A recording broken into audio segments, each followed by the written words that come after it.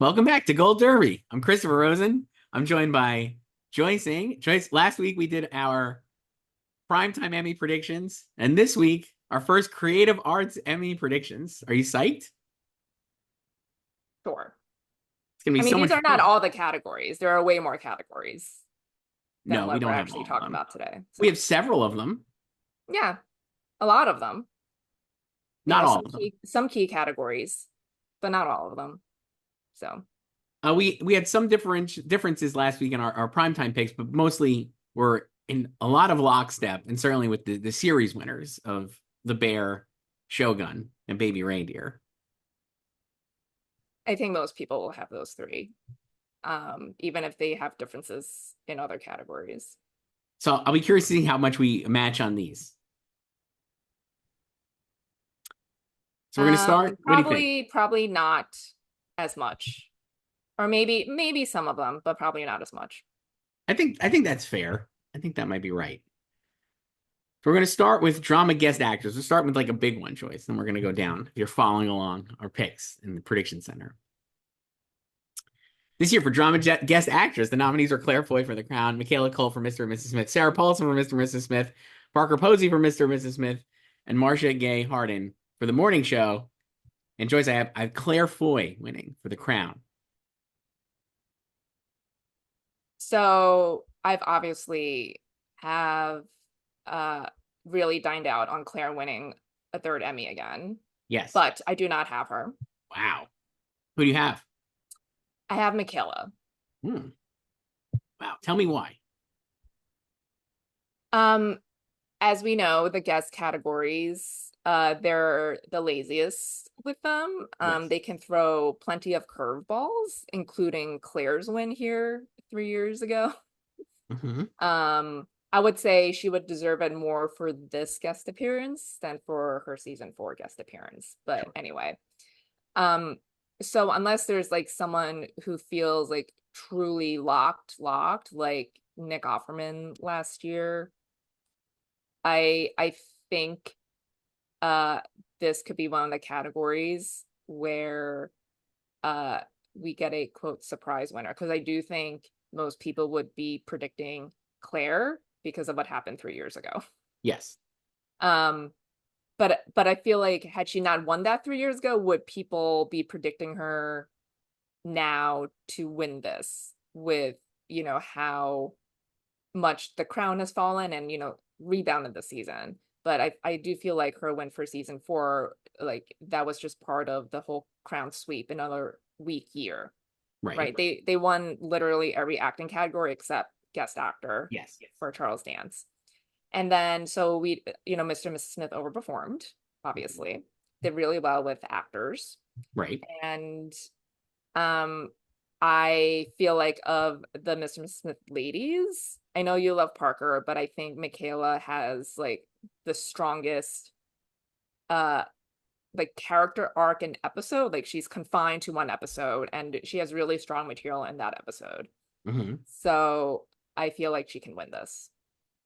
So last year we had Storm Reed win, which was a surprise, I would say, right? In Yeah, that quotes, was more, yeah, because I think like, I was obviously Hope predicting Harriet Walter, face eggs. the best. Yeah. And so you had Storm Reed against Melanie Linsky and Anna Torv, right, for Last of Us. And of Mhm. those three, I would say Storm had, like what you're saying, the best material, the most like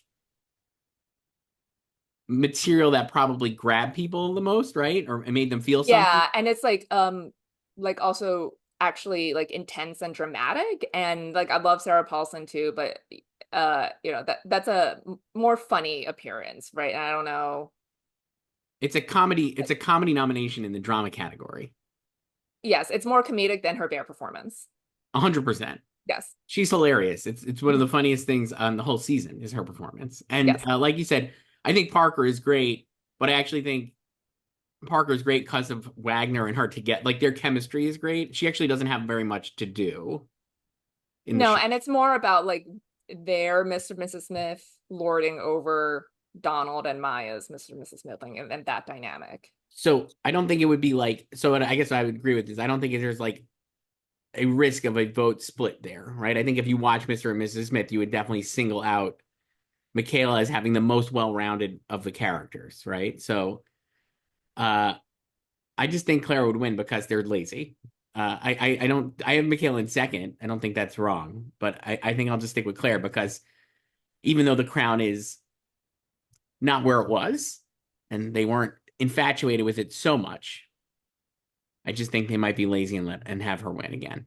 But I think that what you said about Michaela makes a lot of sense. So I have Claire in second.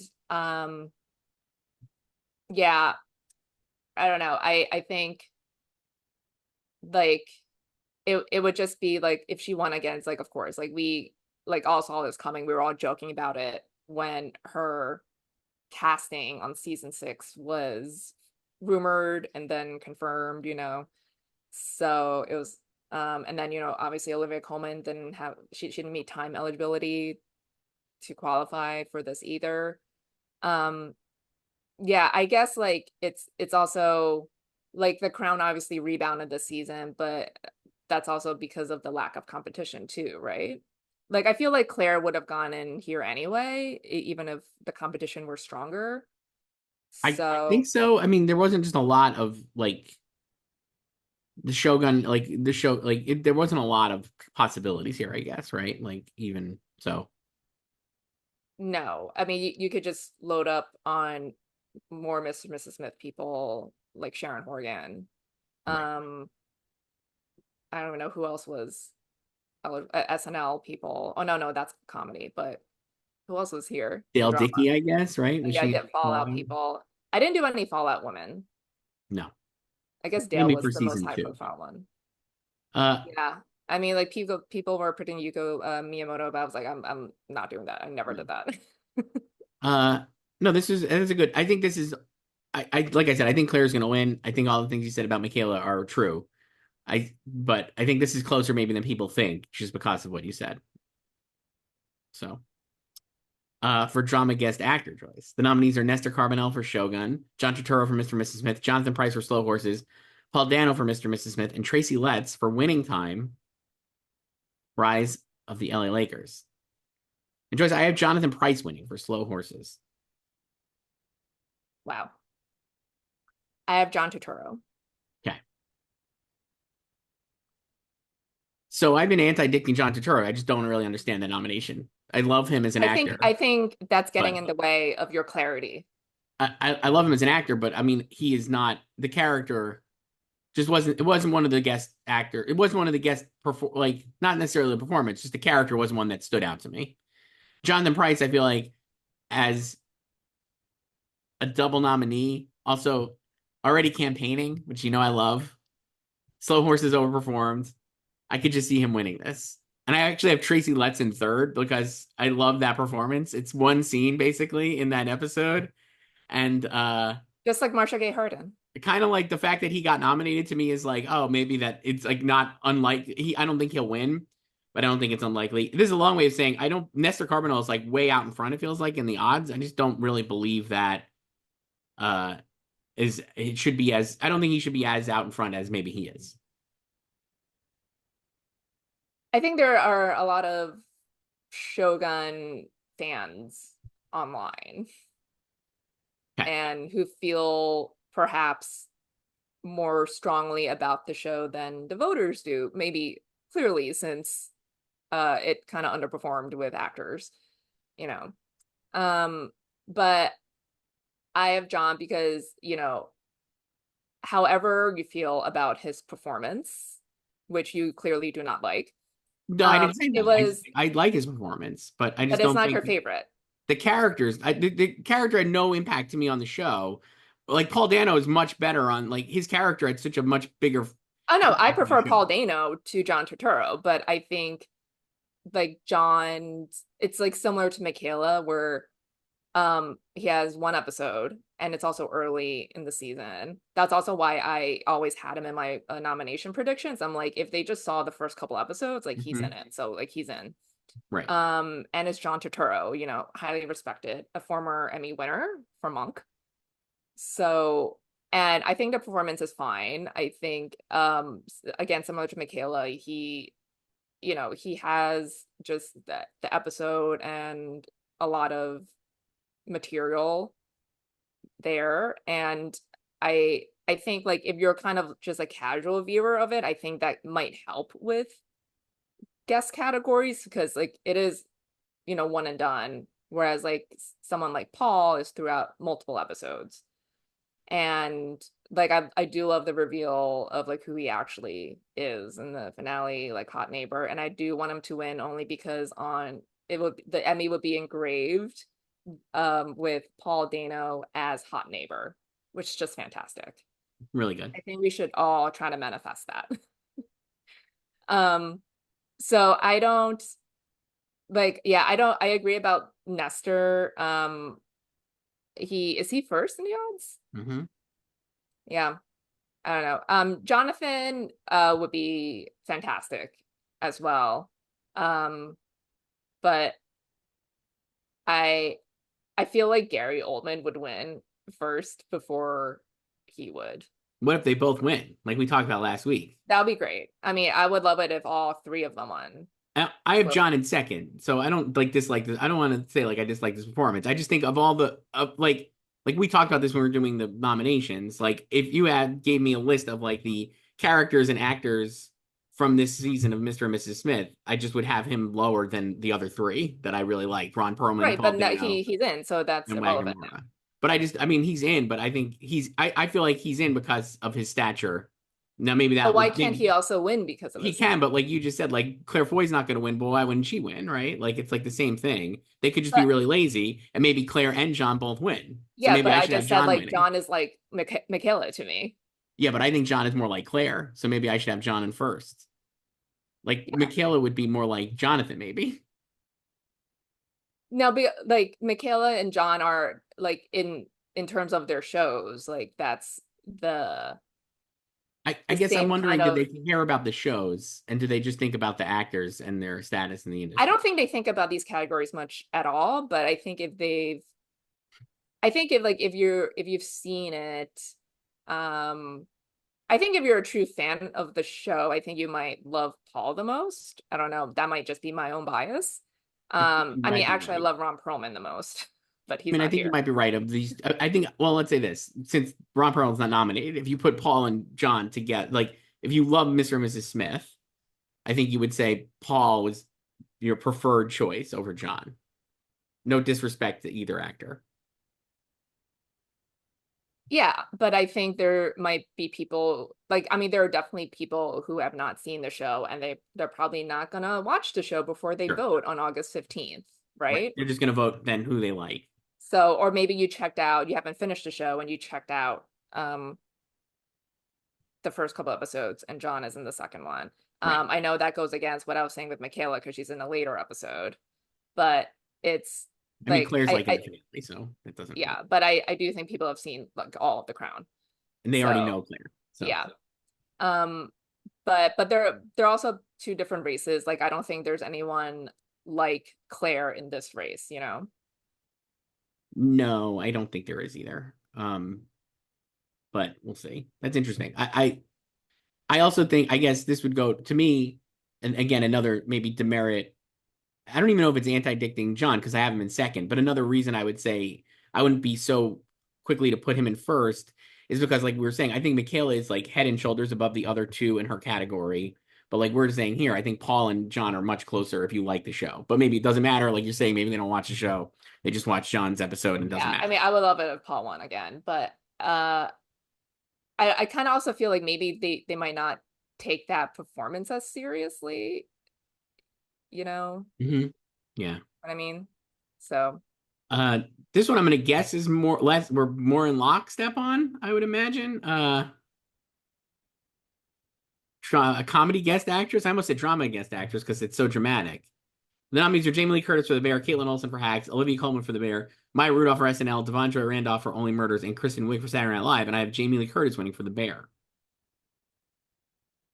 uh where do you have Maya since Sunday, July 21st? Fourth.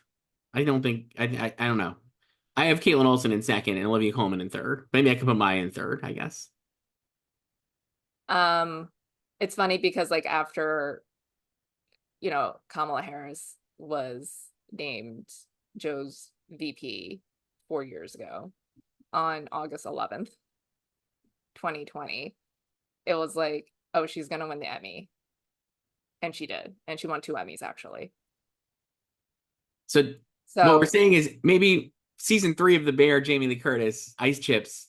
Don't engrave the trophy just yet for your Emmy for I 2025. still have Jamie, but it would be such a gag if Maya won. I think she'll probably win a supporting comedy actress next year. Interesting. She'll be in it so much, you're thinking. So much. Just like Alec Baldwin in 2017.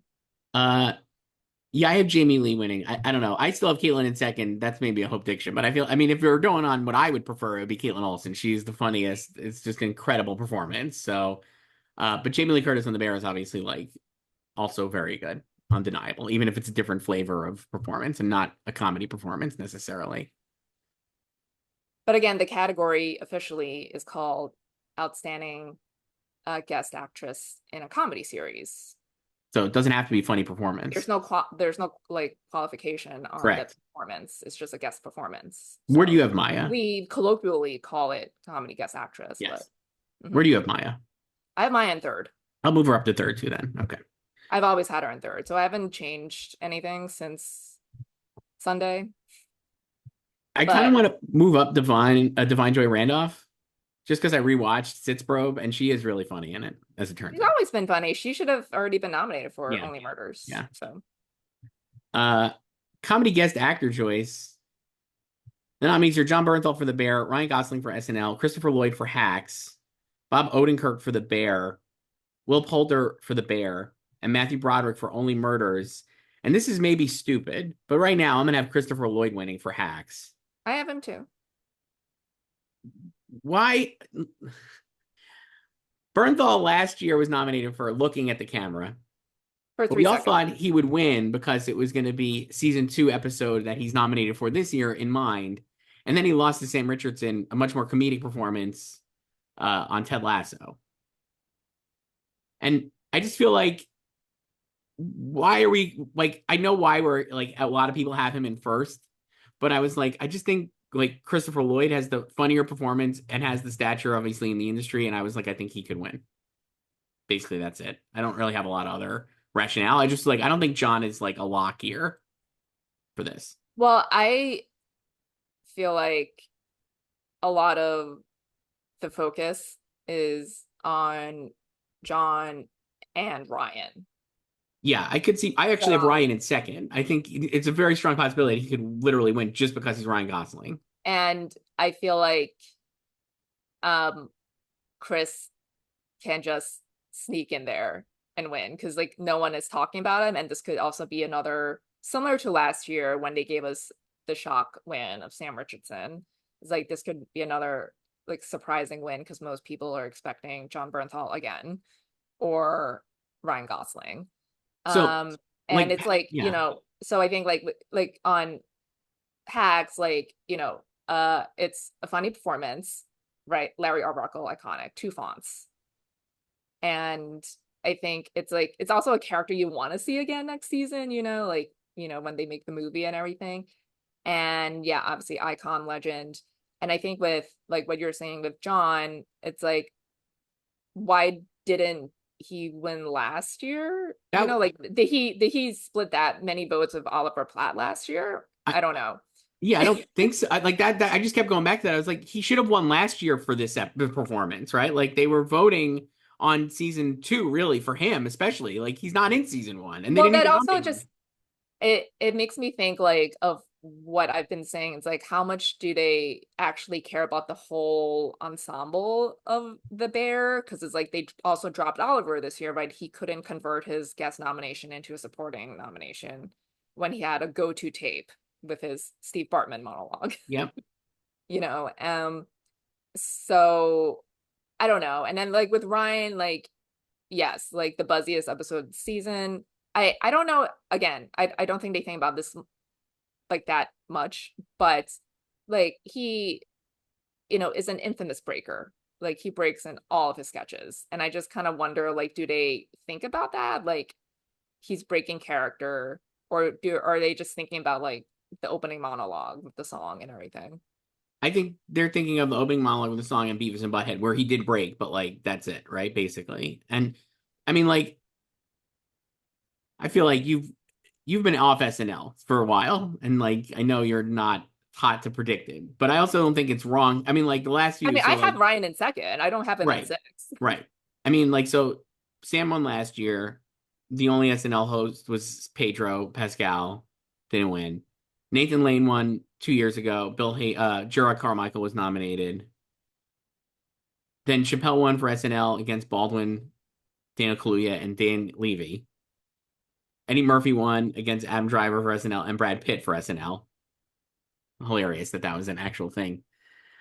Uh, yeah, I don't know. I just like I don't think he's gonna win. I have him in second too, and I have John in third. I also wonder, like, is John that far out in front of Bob Odenkirk and Will Poulter for the Bear? Like, if you're a Bear fan, like Will Poulter's episode was like widely embraced, has another nomination for directing.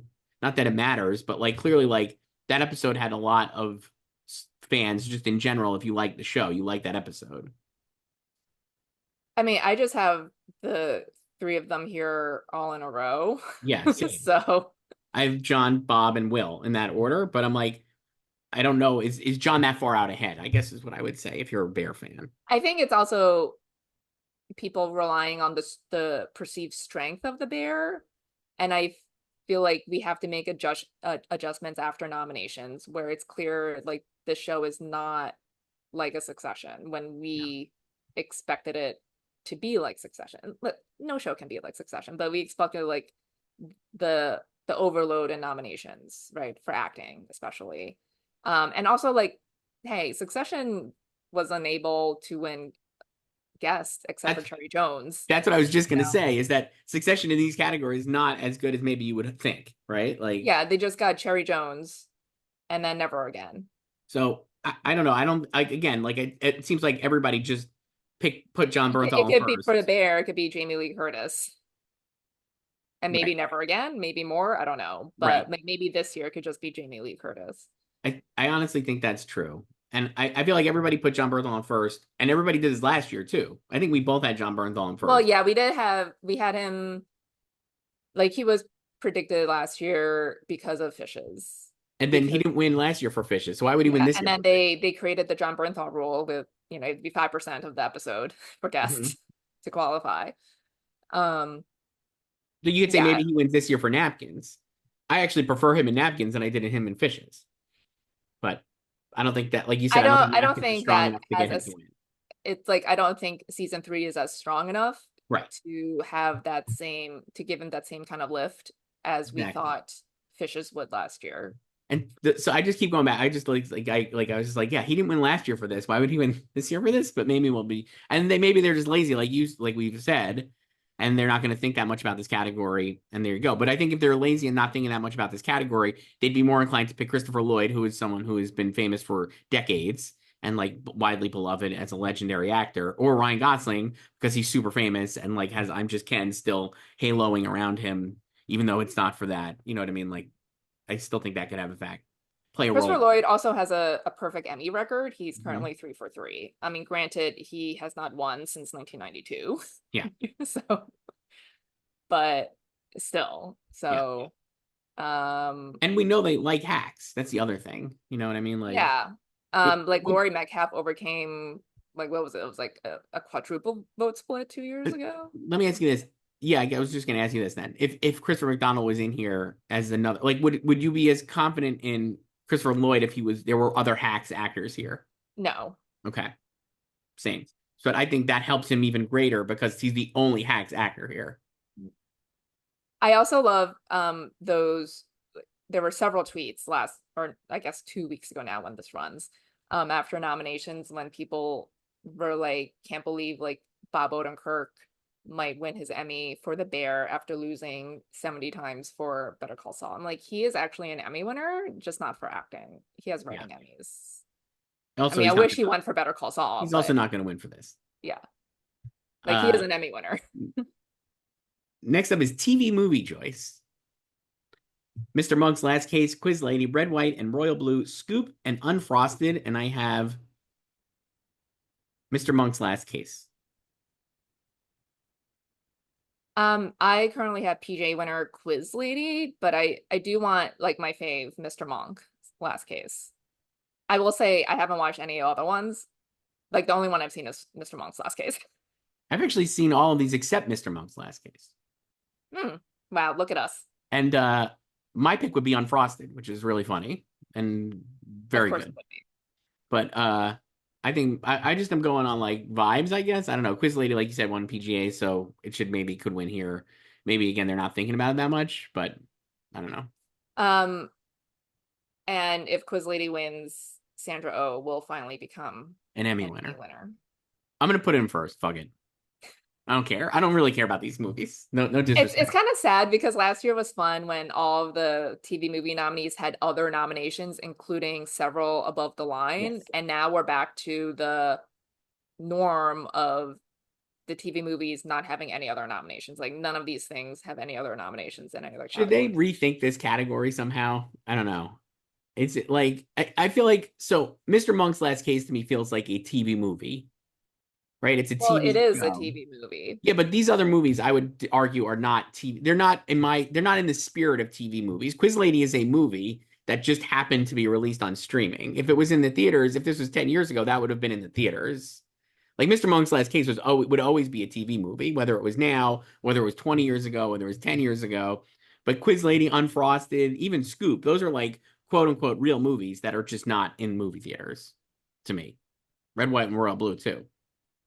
I mean, I don't think that is the it's not just like in a result of streaming because like this has always happened, maybe not like at this much frequency, but you know, networks have always acquired films that maybe we're hoping for a theatrical release, and then it's just like it winds up on HBO.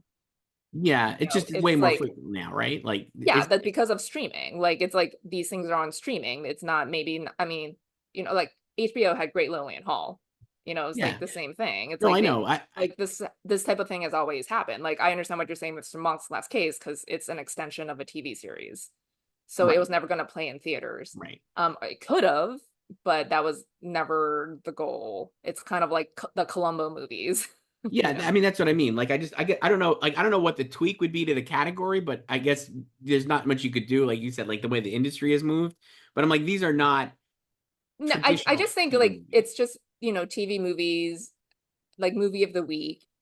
Like that's like I mean, I remember the 90s, there was the movie of the week like every weekend, you Right. know. And now there's Like that was like not. There's yeah. streaming And movies. then you have like big name actors like in those movies too, you know. And now it's just they've just fallen out of favor in the last like 12 years when limited series rose up. I guess that should they just get rid of this category?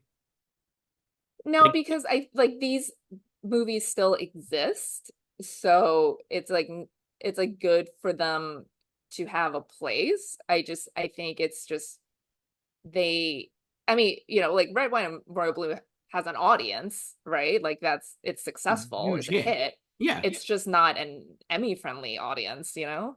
Well, it's also, I mean, again, like it's a TV movie in name only to me because it's like a movie. You know what I mean? Like it's like a movie. It's not like it to me. Yeah, It's but not like a it's not going to qualify for the Oscars. Like these I don't like no. I think these are all fine being here. Like these like regardless of whether Yeah, they were ever they intended to play in theaters, like they're all here and it's like they the people just don't pay attention to TV movies anymore. That's the thing. I don't think it's an issue of like whether or not they're supposed to be in theaters or not.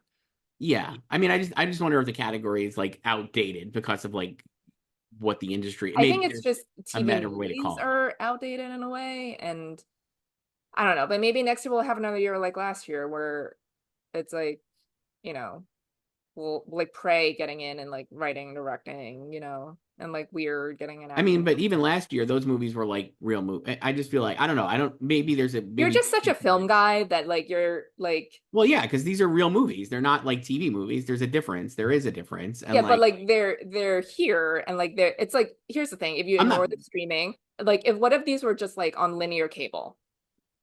Like Yeah, they but were they acquired like and they were bought, like they like like They just TNT wouldn't. did not make Quiz Lady, but they acquired Quiz Lady and they Yeah, but played. it just wouldn't happen, I guess. That's what I'm saying. Like I don't I'm not mad that they're here. They are eligible to be here. They didn't play in theaters. Like I understand the logic, but I just am like I think the category itself is maybe needs to be tweaked somehow, but I don't even know what that would be. Like But I also don't think like what you're saying about some of these being real movies, I don't think anyone, like any voters thinking or looking at these movies that way. Like I don't think that that is what is the issue with the category. I think TV movies have just fallen out of favor, like right, in general. It doesn't matter whether or not you think it belongs in a theater or not. I think that's right, just not things people watch as much anymore. right. Uh Reality host choice. Nominees are RuPaul, Alan Cumming for The Traitors, Kristen Kish for Top Chef, Jeff Probst for Survivor, and the Shark Tank hosts from the show Shark Tank. I have RuPaul. Same.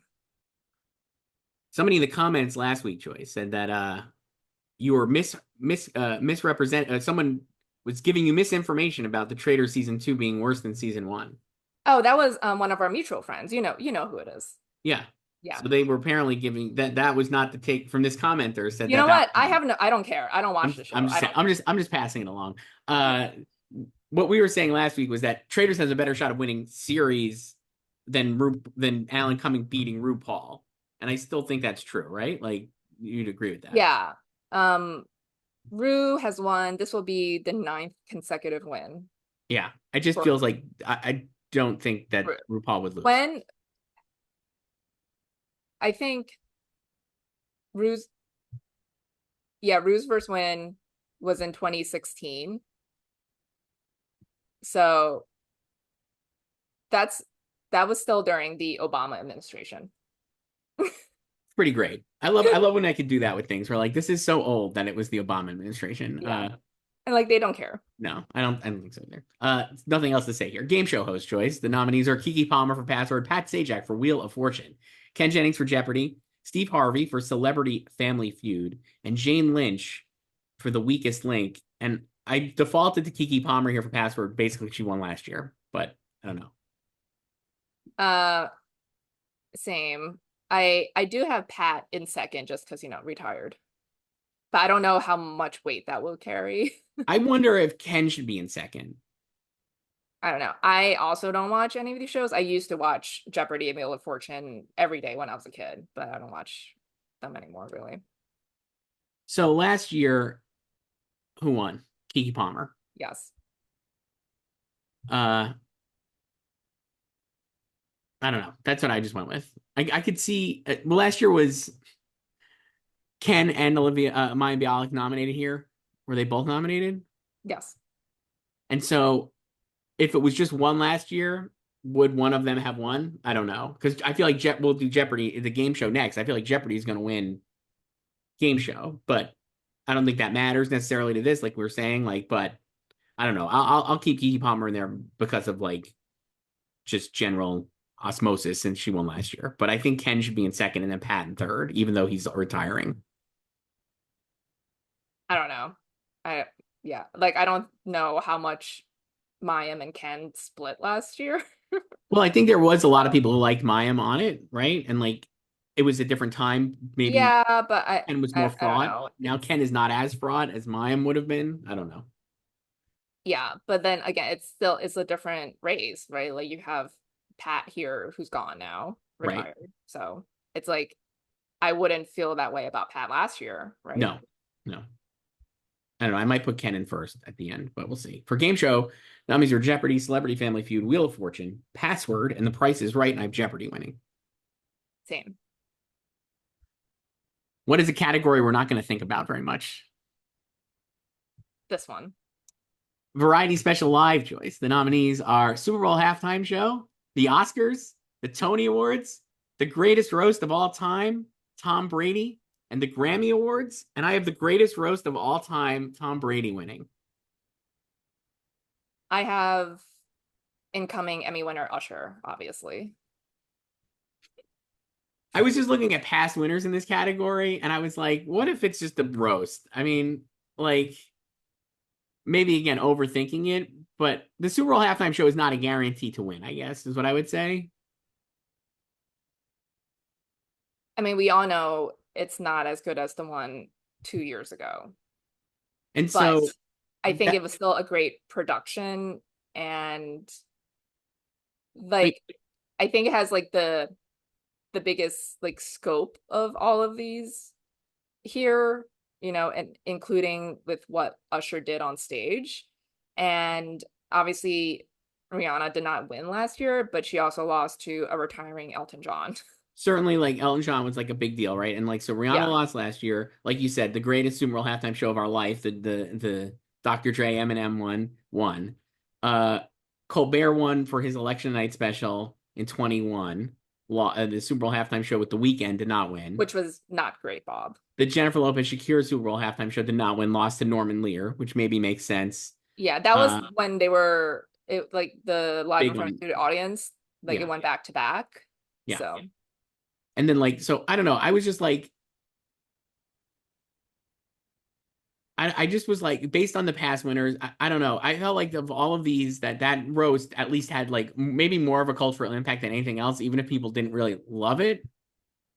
But maybe they did. And I don't think the Super Bowl halftime show was like a undeniable winner here that they would just name check it like they did maybe a few years ago. If they didn't do that for Rihanna, granted against Elton John retiring, like would they do it for Usher? So I don't know. yeah, but Usher doesn't have to deal with Elton John. No, but he has to deal with Tom Brady. Yeah, but that's not the same thing. Like a roast of Tom Brady is not the same as Elton John's final concert at Dodger Stadium. Fair. Uh anyway. I mean, I don't think it's gonna be any of the award shows. I'll just say that. Well, I have the award show. I have the Super Bowl halftime show in second, and then the award shows third, fourth, and fifth, leading with the Oscars, which I thought was quite good. So, but what are you gonna do? Super Bowl halftime show well out in front, so maybe I'm wrong. For variety series directing, the nominees are. We did this one already, I think, but they switched it to the Creative Arts They ceremony, right? formally announced which categories will be in which show.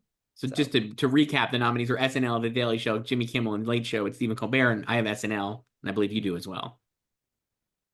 Yes, we already discussed this. We don't need to say anything. And variety special for recording, Joyce. The nominees are Dick Van Dyke, 98 Years of Magic, the 100th Billy Joel at Madison Square Garden, Dave Chappelle, The Dreamer, Trevor Noah, Where Was I, and Nikki Glaser, Someday You'll Die. And I have Dick Van Dyke, 98 Years of Magic. I'm shocked you don't have Billy. Well, it's really, I also have Dick. it's killing me not to have Billy, truly. But based on what they've done in this category previously, I think they'll go Dick Van Dyke. I think Carol Burnett won last year. The Emmys like these celebrity tribute things. I mean, we're losing all of our legends. Yeah. You know? Would you have Billy if he did a live show at MSG? Yes. He will be in the other category. Yes. If it was against like the Tom Brady roast and those other things, yeah, I would. Yeah, I would have. His 150th show at MSG was last night. Yep. Thursday. Our mutual friend Jordan Hoffman was there. I know he had a whole thread on Twitter. Yeah, it was really great.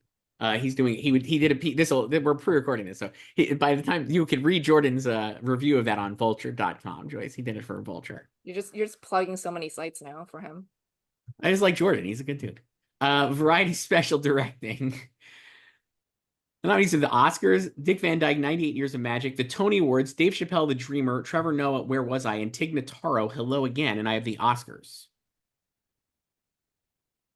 I do too. I have Chappelle in second, based on past history. I have him in second too. I thought about putting him in first. Me too. So I don't know if I should do it. Because if like the Oscars hasn't won this in a while. So here are the past winners in recent times. Last year was The Super Bowl. The Super Bowl beat the Oscars. Jay-Z won. Emmy winner Jay-Z. Adele, One Night Only, Paul Dugdale, who did the Billy Joel special, but he won over Chappelle. Stan Latham was a nominee. Bo Burnham won. Dave Chappelle won in 2020 with Stan Latham.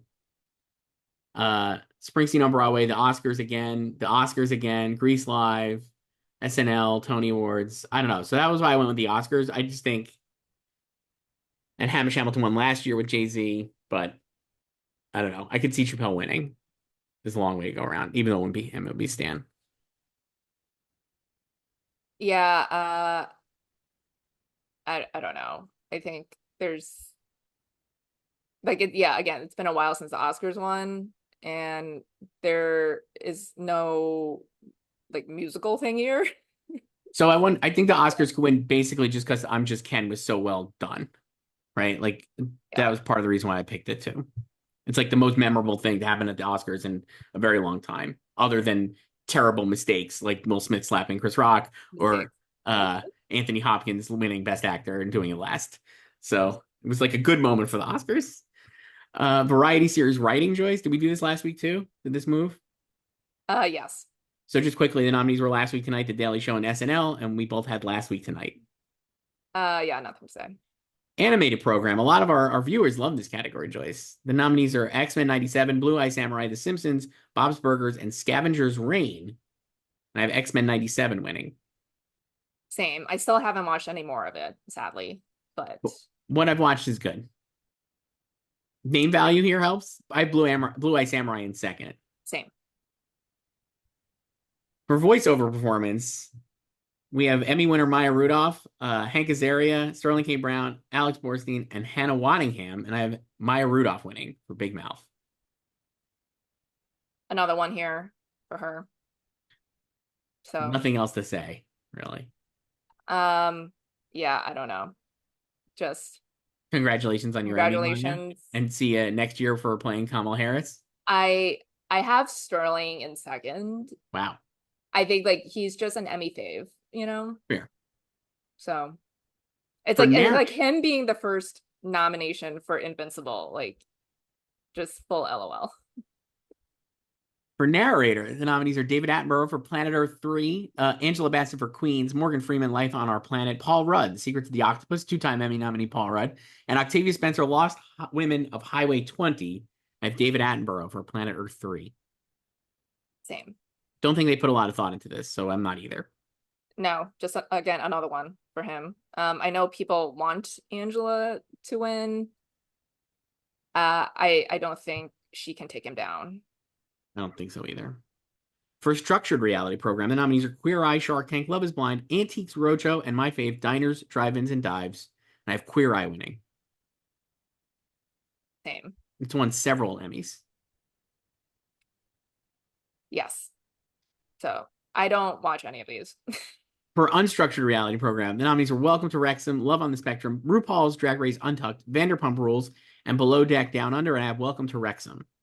Another one for them. For documentary series, this is going to burn through these. What are you going to say? I just feel like they're just checking these off like we would, right? Like they're not, like there's not a lot of deep thought in these. And Welcome to Wrexham is a great show. That's one I've actually seen. Documentary series, Quiet on the Set, The Dark Side of Kids TV, The Jinx Part 2, Beckham, Telemarketers, and Stacks, Soulsville, USA. I have Quiet on the Set, The Dark Side of Kids TV. Same. Do you think the Jinx could win? Are we overestimating the cultural impact of Quiet on the Set? I think maybe yes for the latter. I think that's very much like a online like Twitter thing, Yes. like the reaction to Yes. it. But I don't know about I have telemarketers in second. But I don't know about like if any of these are strong enough to take it down because I feel like none of them have the same kind of buzz that Quiet on Set accumulated either. Like I enjoyed Beckham, but I don't think it's gonna win. I mean, it did have its own viral moment with him and Posh and the Rolls Royce, but and the Jinx Part 2, unnecessary sequel, and I don't think people enjoyed it as much as Dare I say, did it flop? Would you call it a flop? I mean, you can say that. I won't say it, but it's just like it came and went, kind of like the first Jinx was like an event. Big deal. Yeah. I also think we're overestimating Quiet on the Set, but I think it has, like you're saying, there's nothing here that's really gonna. I think Beckham actually maybe would be the one because of the Would love to see it. visibility, because of the Yeah. Netflix visibility. Telemarketers was cool, but and like very well liked, but I just think it's like too niche, maybe. Yeah. For documentary special, Joyce, the nominees are Jim Henson, Idea Man, Albert Brooks, Defending My Life, The Greatest Night in Pop, Steve Martin, and Girl State. A really great list of nominees. I ended up with Albert Brooks, Defending My Life, winning. I have that too, and I'm not confident in it, but I just put it in there. So basically, again, going with like what they've liked, it's not that easy because there are multiple hagiographies this year, right? Like, but last year still won. George Carlin won the year before. Boys State, The Apollo, Leaving Neverland, Zendire's of Gary Shandling. So like the basically because of like Gary Shandling and George Carlin, I'm like this Albert Brooks movie, which I've seen, is like in that vein to me, and so I feel like it would have the edge over like Idea Man and Steve even. So that's why I put it in. I also think Greatest Night in Pop would be a really strong contender, and I actually have that in second over Jim Henson. Yeah, I don't know. I think like they're all very similar except for Girl State. And so maybe that wins like Boys State one, is what you're saying. Um, but I also feel like it was quieter than Boys State.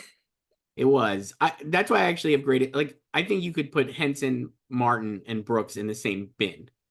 And Greatest Night in Pop, Yeah. slightly different just because it's music focused and on Netflix. So I know everyone watched it and it was very well liked. So I do think that could win over those other three, but I'm going to stick with Albert Brooks just based on like George Carlin and Gary Shandling winning here previously. Yeah, I don't know. I probably won't change this, so I'll probably just keep them. Documentary filmmaking Beyond Utopia, Going to Mars, the Nikki Giovanni project, and stamped from the beginning of Beyond Utopia. Same. Hosted nonfiction series or special, Conan Must Go, Finding Your Roots with Henry Louis Gates, My Next Guest Needs No Introduction, How To with John Wilson, and The Reluctant Traveler with Eugene Levy. I have Conan O'Brien Must Go. Obviously. I would not expect anything less from you to happen here. What do you have in second? I have Finding Your Roots. Same. What if it's Reluctant Traveler, though? I mean, okay, Maybe. Who knows? sure. I don't know. For main title design, the nominees are Shogun, Fallout, Lessons in Chemistry, Palm Royale, Three Body Problem, and Silo. And I stuck with Shogun, which is the fave, but I'm not super confident in this. But I have Shogun. I have Lessons in Chemistry right now. Okay. I was trying to decide between Shogun, Fallout, and Lessons in Chemistry. Those are the top three of the odds. I really want to put Fallout, but I was like, I don't know. Yeah, I have Fallout in third, I have Shogun in second. I don't know. They're all very well done. That's the issue, and it's like they're all And good. So like, one ends up getting the pick? like Fallouts are at the end. And Shoguns are very long. And I've said this before, it feels like they're like Apple sequences, just very polished. Like it also kind of looks like a sci-fi show if you just watch the credits. Mm-hmm. Lessons, I think it's very cute and quirky. And there's a lot of it's very eye-catching because there's a lot of movement throughout. And then the other ones I think are fine, but I think these are stronger shows. Not that the others can't win, because we've had that happen before where it's like a weak show one. Right. I could see Lessons winning, but I think I don't know. I just felt like Shogun. I don't know. It's like it's the obvious choice here because it's the nomination leader. I don't know. Like last year, Last of Us won, Yes. which is like one of the top shows. 2 years ago was Severance, and then Good Lord Bird, its only nomination. Mm-hmm. And then Godfather of Harlem, and then Game of Thrones counterpart, Justin Marks, another Justin Marks joint. Stranger Things, Man in High Castle. So they're kind of all over the place in terms of show strength here. I don't know if it matters, but the creative director from one of the creative directors from Last of Us was the creative director on Shogun. That was also why I was like, maybe they'll just default, like, because they do kind of go to the same people or the same style a lot of times. I don't know if it matters. Well, it pays to be friends with people and know people and, have been around the Uh, block. for main title theme music, the nominees were Shogun, Lessons in Chemistry, Palm Royale Feud, Capote versus Swans, and Masters of the Air. And I have Palm Royale winning. I have Shogun. Shogun in second. This is maybe a hope diction, but the Palm Royale opening music is absolutely fantastic. It's probably the best part of the show. So I think if you're going on like memorable and merit, it would win. But I don't know if that matters. And like Shogun's obviously the biggest show, and it's Reznor and Ross, so like they're a big name check value, certainly. I think all of these themes are good for their shows. I mean, the Hunks one is also hilarious because it's so long and so 5 minutes. It's a dramatic. 5 minute song. What is it? It goes on for like 75 years. And the lessons one is cute too. I like Lessons also. Yeah. Um, Jeff Toy never won an Emmy, I don't believe, so he would be a first time winner. What's next? Music for series. Shogun, The Crown, Only Murders, Mr. and Mrs. Smith, Palm Royale, Silo, and Slow Horses, and here I have Shogun. Same. The Crown in second, obviously. I have your fave, Mr. and Mrs. Smith, in second. Great music. David Fleming, great score. Feel like Shogun will win this though. Yeah, this is a good category too. Really good. All these are great. Yeah. As usual, the music they're undefeated with these music categories. They're Except for the fact that they never gave it to Patel. They also didn't nominate our girl Natalie Holt. No. Music for limited series choice. Nominees are Fargo, Lessons in Chemistry, All the Light We Cannot See, Lawman Bass Reeves, and The Tattooist of Auschwitz. And I have All the Light We Cannot See. James Newton Howard. I have Fargo. I feel like this is going to be like a twist. I don't know. I feel like that's a very memorable part of All the Light We Cannot See. And like the fact that it's James Newton Howard is like a bonus. I just did Fargo because it's one before Jeff Russo. Right. And I almost did Lessons. I have Lessons in second, actually. So that the Lessons score is by Carlos Rafael Rivera, who won for Queen's Gambit. Yes. Lessons score is really good too. Yeah. For the music and lyrics category, Joyce, Only Murders, Girls Five Eva, Saturday Night Live, The Tattooist of Auschwitz, and True Detective Night Country. And I have Only Murders in the Building for EGOT's Basic and Paul. What if they don't EGOT? It'd be pretty funny. I have Girls Five Eva in second. Me too. It'd be pretty funny, especially if Sarah Bareilles beats them because they didn't put the Sarah Bareilles song from Only Murders in. Mm-hmm. But Pickwick Triplets is actually quite good, and so I think it's a great song, great performance by Steve. Yeah, so and it's relevant to the plot. I really think they'll win. So yeah, and SNL in third for Maya. This is such a wild category, just like the people nominated here. I love it so much. It's really good. It's so much better than the song categories at the Oscars. Mm-hmm. For music supervision, the nominees are Fallout, Baby Reindeer, Mr. and Mrs. Smith, Fargo, Only Murders in the Building, and True Detective Night Country, and I have Fallout winning. Same. Just great music rights clearances. Also expensive ones. Yeah. Very expensive. I have Baby Reindeer in second and Mr. and Mrs. Smith in third. I have Mr. and Mrs. Smith in second and Baby Reindeer. Fargo, Murders, and True Detective. Yeah, same. Now the casting categories. For drama casting, it's Shogun, The Crown, Mr. and Mrs. Smith, Slow Horses, and The Morning Show. And I have Shogun. Yes. I have Mr. and Mrs. Smith in second and Slow Horses in third. I obviously have Slow Horses in second. And do you have Mr. and Mrs. Smith in third? I have The Crown in third just because of like what the show is, you know? So For comedy casting choice, the nominees are The Bear, Hacks, Abbott, Only Murders, and Curb Your Enthusiasm. And I have The Bear. same. I have Hacks in second and Only Murders in third. Um, this, I think this is like the only casting category that could have an upset. So if at the Creative Arts Emmys, if Hacks wins, would you switch to Hacks in comedy series? Um, it would depend on what else it wins at Creative Arts. Not that like those are huge bellwethers, but I think that depending on what the categories are, If Hacks wins, and like also what the Bear loses and wins and doesn't win. so Hacks wins casting and Christopher Lloyd over The Bear.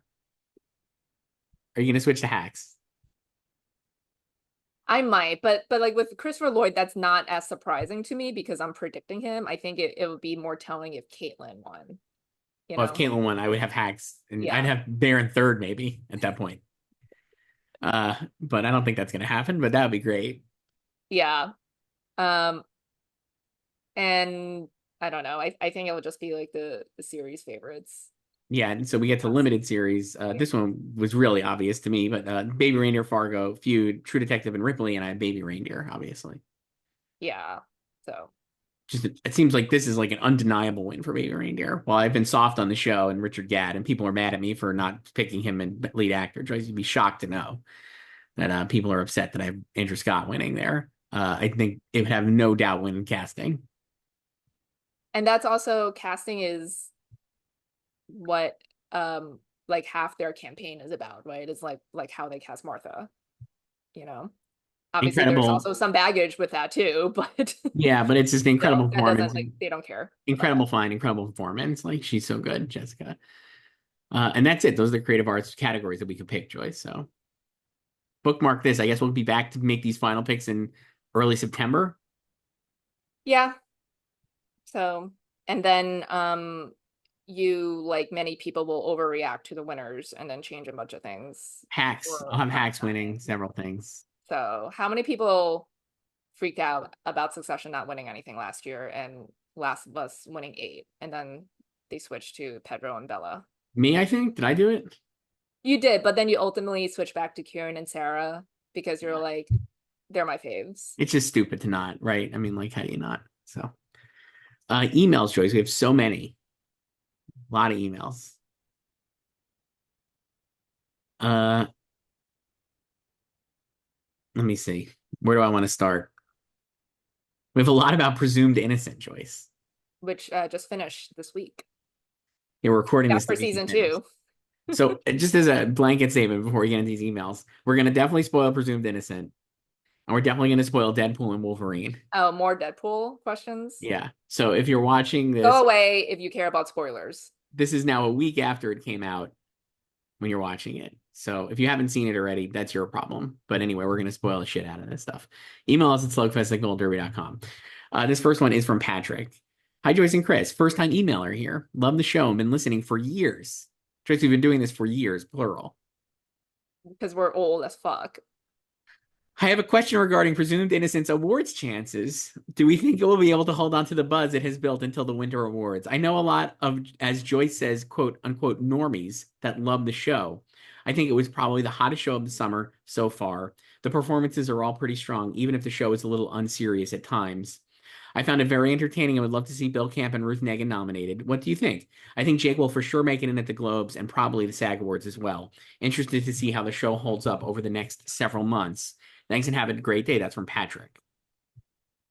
I think it will do very well at the Winter Awards. And I agree, it was the show of the summer for normies. And I think everyone too. I don't think it's like reached like, you know, like Bear level, like season 2 type of buzz or like Succession type of buzz online, but I think it's very watchable.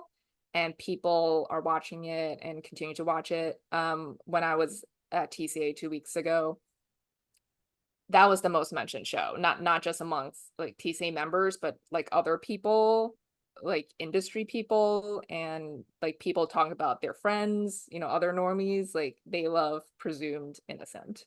I've So, actually and we heard were more. all talking about like how, because the Apple didn't give us the finale screener, they gave us Yes. the first seven. So, and then so just like first class problems. We were talking about like how we don't have the screener, and like if they were going to change the ending and like all this stuff. This was 2 weeks ago. And they did change the ending. But It did change the ending, and we have a question about that too coming up. I'm gonna try to bucket all these presumed innocent questions together. I can't believe you didn't organize this like you did the Austin Butler questions. I didn't have time, but But yeah, I think uh it will hang on, and yeah, I think Jake will definitely get in. I hope Bill gets in. what Just about, I think Peter hilarious. should get in also. Peter was great. His closing argument in the finale, both of theirs, his and Jake's, great moments I, for them. I agree. Everything we're saying, I think you're saying, I totally agree. The show is definitely the biggest hit of the summer. Real people watched it, which is good. It's got to be if it's not the biggest Apple show, it's got to be like one of their biggest shows. It certainly They had haven't more. like released any fake numbers yet, have they? It's got to be more. It's got to be the most discussed Apple show since Ted Lasso, I would say, in terms of like breaking through to like real people who watch TV. Yeah, like obviously it's not as big as Ted, but I think it has like I don't think it's burdened by the similar kind of like reach problems. No, Like I think obviously Severance broke through too, but I think that's also less normie. I think that's more like film Twitter folks yeah, and this is like like real highbrow people. people. This Yeah, is this like, is real yeah, people. normies. Um, in terms of its Emmy chances for next year, I think the best thing they did was move it to drama series, even if the second season is like an anthology, or I could see them doing like another season just in the prosecutor's office, right? Wouldn't that make sense? Like they're not gonna, the way it Well, ends. if it's an anthology, it could still be in limited because it's limited or anthology. But if they're still connected to the same I'm world, sure they'll then it'll have connect to be it. a drama. Yeah, I'm sure they'll run it in drama. I feel like they would. And I think that would have a really good shot of breaking through based on like the drama shows that would be there next year, which are going to be like what? Severance, Well, The there's a Last of lot of stuff Us. coming back Right, next year. Severance, The Last of Us. What else? House of the Dragon could come back Sure. as a nominee. It's a better received season Mhm. this year. Bad Sisters was probably ninth last year in series. But Um, no Crown, no Shogun, no Mr. and Mrs. Smith, most likely. Slow Horses yeah, will be like so, back. most of the nominees this year will be gone, So but I Slow think, Horses will be back. yeah, I They think they that gave us helps. Slow Horses screeners too for season four. So I think that really helps for Presumed Innocent to get in. I don't know. If it was limited series, I think that helps too. The fact that also it's an early show will be a big thing. And like we said, I think it's going to do really well at the SAGs, Golden Globes, and Critics' Choice Awards. I think it will do really well at all of those. So it should be in the conversation. This one is from our old pal Mike, the game master, Joyce. another game. Not this week. Oh, are there more haters in the YouTube comments? Not that I noticed. We'll see. So, hi, Joyce and Chris. It's me again, Game Master and Wolverine variant, Mike. Once again, thanks for reading my letter in the last episode and weighing in on the film Twitter bullshit about the Emmys still happening even now. Jesus Christ. Anyway, we're supposed to play a game this week. However, I have to postpone it once again to next week. Hopefully, since I have to write an email on a weekday and don't have time to write a longer message. I usually write emails during the weekends when I can have more time to think about the games and rants. Wow. Because we're pre-recording this on a Friday, Joyce, before this airs the Yeah, following week. we're pre-recording this on opening ceremony day Yes. of the Olympics. Here's my question. Have you guys watched the season finale of Presumed Innocent? I enjoyed it a lot, both the show overall and the finale. It helps that I have not seen the movie nor read the novel, so I had no idea how it ends. I also avoided looking at the Wikipedia pages. I was surprised when I found out that they changed the ending from the source material and thought that the twist was interesting. I also started seeing tweets from Presumed Innocent stands on my X feed, and a lot of them proclaim that Jake Gyllenhaal will win the Emmy next year, lol. Some of them are even saying that it's the best TV show this year. Oh boy. So what do you think of the season finale? And also, which A-list star would you like to see lead the second season? Thanks and have a great day. Mike is the first person I know who calls it X instead of Twitter. It's just Twitter. I'll never call it X. Never. My letterbox review for Deadpool and Wolverine was like Deadpool pays for Twitter Premium, and somebody commented and it's like it's actually called X now, and I want to be like, No, fuck it's off. Like Twitter. it's Twitter. I'm not calling it Always X. Twitter. Joyce, the ending of Presumed Innocent. So again, like I said, we're gonna spoil this. But in the book and the movie that are 30, 40 years old at this point, right? The Rusty's wife ends up being the killer. Mhm, And if you know that watching the show, which I did and I know you did, mhm. it is hilarious because they really went out of their way to make it seem obvious that Ruth Nega had been the killer to me. But I knew they were not going to go through with it. I knew they were going to tweak it, let's say. I just knew that watching it.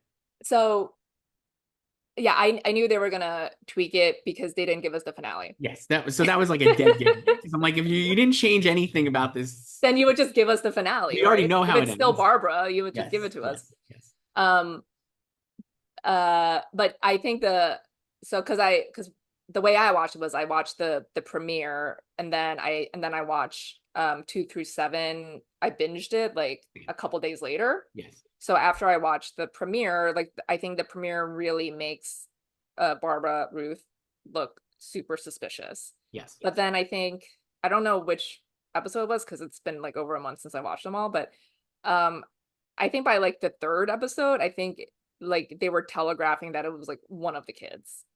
Yes. There's like clues there. And so I knew it was one of the kids, and I knew it wasn't the boy. So then I was like, it's definitely the girl.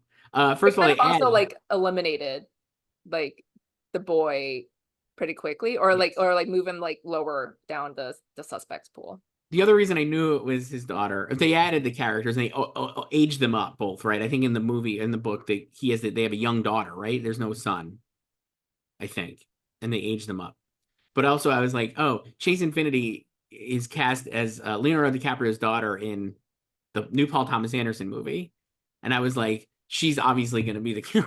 I was like, cause like she is. They cast her off of like she's like the next big thing, and I was like, if she's not, she wouldn't just be on the show, even as like an actor I had not really seen previously in anything. She wouldn't just be on this show doing nothing. So I was like, she's got to be like a major part of this, and that's the buzz from this has gotten her into rooms that she was not in previously. So that was why I was like, it's definitely her, and it was. I mean, like when was she cast in both projects? Like I I mean, don't she think was definitely cast in the PTA movie like well after this. Presumed Innocent is like was made like last year. yeah, that's what I'm saying. So like I don't think it's like obviously it was going to be the daughter regardless of who was playing her. But I'm saying like it's like it felt like a substantial like I'm saying like I felt like a substantial role like that she would have booked Yeah, this. but I think that's more like in hindsight because of what we know she has coming up. She's gonna be in this big movie coming up too. Right, but But she's it's in like that big movie maybe it's because she, always gonna it was always gonna be a daughter, even if the person playing her was not gonna be in a PTA movie. sure, but it was always gonna, like the person in the PTA movie would have had a substantial role in this. I guess is what I was saying. You know what I mean? Like that's how I viewed it. Yeah, but like she was still cast in this first before Right, that right, movie. So it's not right. like they cast her in this show No, because she was cast in no, that I'm movie saying first. she was cast in the PTA movie because she's like a coming up and coming actress that was able to book this big role in this show. So I knew it was like a bigger role than like you would have thought based on like just watching some of the early episodes. Yeah, but I think like that's just I mean obviously like when you're doing casting like they can share more information about that type of stuff too, Yes. but Like she yeah needed to be like good because like there's so like she needs to like really sell the last 10 minutes of the show. yeah, but I don't think it's like that. It's like no one has seen anything of her from the show yet when she was cast in that movie. You know, it's not like they Not because like public. that happens all the time too. It's like, oh, like so and so is gonna be in this, like you should work with them, they're gonna be great. And then the director sees the footage like way later, right? It's like they like PDA didn't see this before she was cast, you know. Maybe. I don't know. I mean, he could have, right? Like it's not in He could have yeah. called like David E. Kelly Yeah. Or like and JJ Greg Abrams. Yaitanes, Who knows? but I like that's just like such a workaround way of like thinking she was the killer. But I think she was there was just a lot of clues that it was her, like how uh they talk about I mean they reference it in the finale, but like how she talks about like disassociating Yeah. and Very everything. And obvious. she was always like very concerned about Rusty, Yes. and then they also telegraph it in the finale Yes. when she comes to his room and asks if he's okay the night before the closing argument. And then he asks if mom sent her and she doesn't answer. So it's like, oh, she just came here herself because she's worried about him because she thinks he's going to be found guilty. Mm-hmm. And then when he's found not guilty, like the shot, it's like framed of like her and Ruth in the background, but like she's centered and you could still see her and then she comes in focus. I gotta say, the one thing I was surprised by watching it was that that was a twist, was that Jake had actively helped stage the crime scene. I thought that was like a good ad. It just makes like the whole thing like twisted and like that this is like their family secret and everyone knows except the son, which is hilarious. It reminds me of the Americans. I mean, I said this in the beginning. I was like, it reminds you so much of Gone Girl, and it felt like that was like a big Gone Girl influence too. It is like the Americans as well, but it felt like Gone Girl too to me, like the twisted nature of Yeah. it. And also I also knew it couldn't be the son because I was like, if it's the son who is like killing his father's mistress, like it would just be like Mayor of Easttown. So it's like it's the daughter. Another one from Presumed Innocent. This one's from Stephanie. Hi, Joyce and Chris. I really enjoy Presumed Innocent, but I can't say I particularly like the changes they made to the ending. It's almost too silly to be any good. What are your thoughts? So, what do you think, Joyce? Do you think it actually got too silly? I think the whole show is silly and that's fine. I love Okay, silliness. The show is very unserious. it So is. yeah. So, if you were ranking Emmy chances, Jake for lead, right? And then Bill Camp and Peter Sarsgaard, can they both get in? I mean, there's no other competition really now. I don't know. You can't ask me that a year out when there's no other shows here. There's no shows. But do you think it will? I mean, do you think they'll do both? Will the enthusiasm for these performances and stuff carry through the winter? Like SAG I would be think it tough to can, get like and like if it's gonna be an actual anthology and like not connected, then it'll be in limited. So we haven't seen any limited competition really yet. right. But if it's in drama, if it is connected to the Jake verse, then we already know some people that will probably get nominated next season, right? Like the Severance Right. actors. Adam Scott, Gary Yeah. Oldman, like Yeah. different So people. House of it, Dragon, maybe. but Yeah, I I don't get I think yeah, it depends on how the rest of the season plays out. I do think it'll do well in the winter. So it could be one of the shows that thrives in the winter, but because of the new competition that comes in the spring, maybe, or just new shows that have yet to premiere right now, it could be pushed out. I'll be curious to see what like the Winter Awards do, like Critics' Choice Awards and like Golden Globe. I don't know. I feel like the three of them should all get some level of nominations. I don't think they'll all making it at SAG, but like I don't know.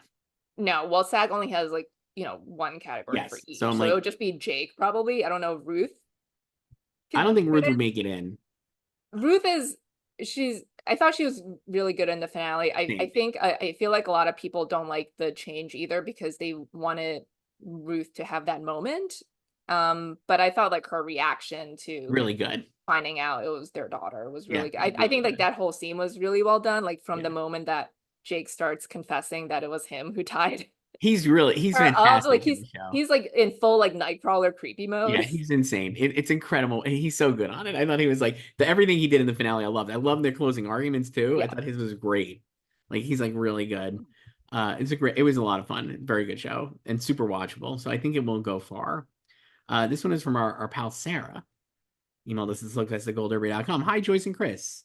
Even though Baby Reindeer is my limited series of the year, no offense, Chris. I love that you guys have been loving True Detective Night Country just as much as I did, and have been pointing out that a big portion of people who hate it are simply misogynistic assholes. I might get attacked for this in the YouTube comments, but I don't give a fuck. Season 1 wasn't all that great in my opinion. To me, it very much came off as being made by a misogynistic man with male viewers at the forefront, and that didn't encourage me enough to watch seasons 2 and 3. However, after watching season 1, I wanted to give season 4 a chance, and I absolutely loved it. The horror elements were amazing, the acting was great, the mystery was so intriguing, and the themes were ones worth exploring. I don't know if I've been noticing it lately, but it feels like toxicity has been rampant in TV fandom spaces lately, from The Acolyte to House of the Dragon now, just because Rihanna is queer, which if you paid attention to that show, shouldn't be completely shocking if you think about her character arc more than a minute. People, of course, are entitled to their own opinions, but the review bombing campaigns are insane. On a side note, I know this topic has been talked about to death, but Judgmental TV fan last week asked if it was that serious that The Bear is in comedy categories, and to me, all caps, it is that serious. The Hacks Hive has been suffering for years at these award shows.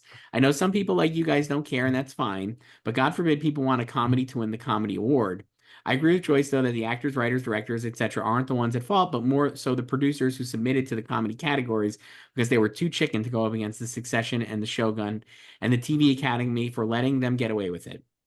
I enjoy it as a drama, but every time I see The Bear being nominated for one of the comedy categories, the hack stand in me goes full Jesse Pinkman mode and thinks they can't keep getting away with this. That's from Sarah. I mean, agree. Like, Hacks should be winning, So especially for season 3. we talked about this last week, and I really do think this is, at the very least, this is why I think Hacks will win writing, because I just think this is an overwhelming sentiment, and especially in the writing category, it will emerge that Hacks should win because of the frustration of The Bear being classified as a comedy. It's also just a better written show, sorry. Like, and like that script is a better script than Fish's. I know that doesn't matter, and they can make poor choices. I think their worst choices in the writing categories have been the Game of Thrones wins, after the voting structure changed. But they righted the ship. And yeah, like I think like you kind of saw that too, like if you follow like the right circles online on X, aka Twitter, like throughout the season, like a lot of the people who work on the quote real comedies are, have like been subtweeting The Bear Oh, yeah. about it, and also after nominations too, like one of the Abbott writers was very like not even subtweeting, just kind of like really upfront about like proud to be part of a comedy with at least 6 episodes that have humor or whatever like the Emmy qualification is. It feels like it's like that is like a real thing. And never forget this season Abbott did that cold open spoofing The Bear, which was hilarious, like funnier than anything The Bear has ever done. And like I said, I think that is definitely where. So I definitely think Hacks will win writing, and it could win series, but I think overall the Academy, like that segment of the Academy, is maybe not, at least our, like it could be a silent majority, maybe, right, that everybody is, but there is a very vocal minority certainly that is like fuck this, and I think that vocal minority is definitely in the writing branch, and I think that's why it will win over The Bear in writing. And I think some people, also the people who don't care about this as much, I think they're ultimately just like, I'm gonna vote for my favorite show, and they might just like The Bear the most. Right. And for series, like they don't care about the genre. They right. just like The Bear the most. Right. So this one is, and in terms of like the game, the True Detective misogyny, I think that's 100% true, and like was definitely reviewed. Yeah, like we all that's real. That. So, but like, and that's also why I don't know if it'll matter, but I think True Detective has its best shot of winning directing, even against Baby Reindeer, because I think that'll be great. There's enthusiasm for the show in the industry, and I think also like on top of the misogyny against that show, I think one of the things I love about season 4 too is that, obviously it's female centric, but I love how like all the men on that show are super pathetic except for Peter, who is like basically like a woman, but like he's like competent, right? And it sucks that Finn Bennett was not nominated. But like all the other men, like these like adult men who are in higher positions of authority than Peter, like they're just completely incompetent and pathetic, and I love that. This one's from Gabriel. Has a mix of movies and TV, Joyce. So I'm going to read it. Hi, Joyce and Chris. I'm back to talk about the Emmys, but also the Oscars, because like Joyce, I find phase 1 much more exciting than phase 2, and I've now rerouted a lot of my attention to the Oscars race. This isn't surprising, but Denis Villeneuve is being overpredicted for Best Director. I'd love to see him get nominated, but bearing in mind all the blockbuster sci-fi films the branch has ignored in the past, and the fact that he missed for the first film, I won't believe it until I see it. Mini rant. Will the TV Academy please change the rules for character voiceover category and make it juried? It currently exists as nothing more than a name check fest for piling more awards on people they love. There's clearly little overlap between the shows they actually care about and the people they nominate. We already know Maya Rudolph is going to win again, even though Big Mouth has been absent from the animated program lineup for a few years. When you look at a show as acclaimed and beloved as Arcane, you probably assume Ella Purnell was nominated for an Emmy for her incredible voice performance, but no, they were too busy checking off the usual suspects without a second thought. Questions. Have either of you seen season 4 of The Boys? And if so, how do you think it would have fared had it made eligibility for this year's Emmys? I want to see Anthony Starr nominated at least once, but the chances of that seem slim, since this year probably would have been his best shot. And what do you think about a complete unknown's Oscar chances now that we know it'll be released in December? I'm predicting it for picture, actor, and sound, and I'm considering throwing it in for screenplay as well. Thanks for reading. I hope you had a splendid week. It's from Gabriel. Well, on Denis, I agree. I think we both have dropped him, right? We both dropped him last month. I think we dropped him last month. I might have put him back in, but I don't know why. And I don't think he's going to get in. So I'll probably drop him again. I only had him in March because we had like nothing back then. At the moment now, I have him in, but I'm going to drop him again probably. Because of Gabriel. Oh, actually, I don't have him in. I'm sorry. I have Steve McQueen, Sean Baker, Ridley Scott, Pedro Almodovar, and Greg Cuidar I have in currently. Okay. I don't think Denny's going to get in either. I don't know. And also, people like Dune 2 a lot, including me. I personally think Dune 1 was better, and I don't know if there's enough of like enthusiasm for Dune 2 to keep him in the race. So. Yeah. And it's not like there was a lot of like overpraise about the direction either. It's kind of just like loving the film as a whole. Yeah. You know what I mean? And if he's going to do Dune 3, again, there's got to be at least a little in somebody's mind, the little idea like, well, we'll get him next time. You know. How about Sterling K. Brown, Invincible. The first nomination for Invincible is for Sterling K. Brown. Do you think if it was jury, do you think it would be better? Yeah, probably. So it's like these people will be forced to watch specific things like submissions. It would be like the tape system, basically. It's like we keep going back to this. What if they just brought that back? I would love it. I love. How about The Boys season 4, Joyce? I can't say I have not watched that. Have you? No. I don't think it's gonna get in. For next year, it'll probably get crafts like stunts or whatever. Yeah. This year had it competed this year, I don't think it wouldn't have gone in above the line. I'll say that.